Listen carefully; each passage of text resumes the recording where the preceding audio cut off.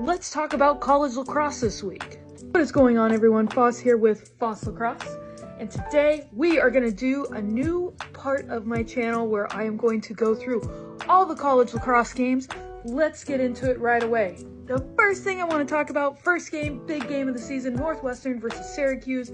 Northwestern beating Syracuse 18-15. Adamson was on point for the Orange. She scored 6 goals out of just 7 shots, while Skane had a quiet hat trick. Kuykendall went on a scoring spree, notching 4 goals, 4 assists to lead the Wildcat offense. Next game, James Madison beating North Carolina in overtime 19-18. Let's talk about Maddie Ipke.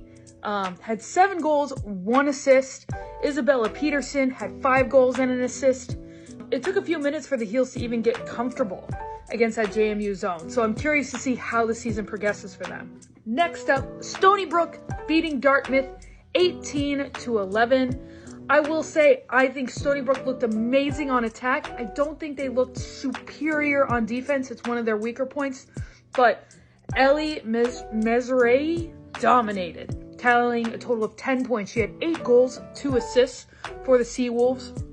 Graduate transfer Alex Finn was not far behind. She had 2 goals and 7 assists. Next up, BC beating Jacksonville 17-3.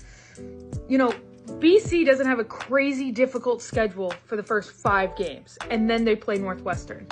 So I'm curious to see how this whole thing is going to progress.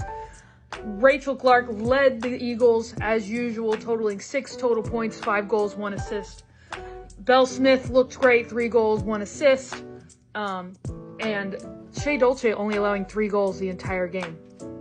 Another big one that I don't think was talked about that much, Michigan knocking off Denver 8-4. And despite initially trailing, the Wolverines ended up gaining momentum quickly.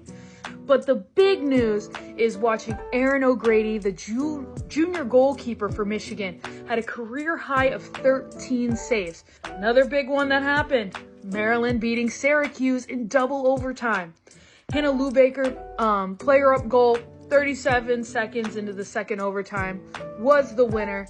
Hughes adjusted and ended up with the lead at the half, but Maryland kept adjusting and ultimately tied it up before regulation. I'll just say I think Hughes looks a little slow this year on the readjustments. I think it's also just the beginning of the season. We're seeing this across the board. Maryland faces Drexel this week, while Syracuse takes off to South Bend. So that's going to be an exciting game to see. Syracuse take on Notre Dame immediately after Dame just defeated the #1 team, Northwestern, 14-10. Woolluck led all the scorers with 4 goals, 2 assists. For Northwestern, Kuykendall, Taylor, and Skane each had 2 goals. Kuykendall had a pair of assists, and Taylor and Skane had 1 each. Northwestern looked flat, they looked confused, and they didn't adjust well.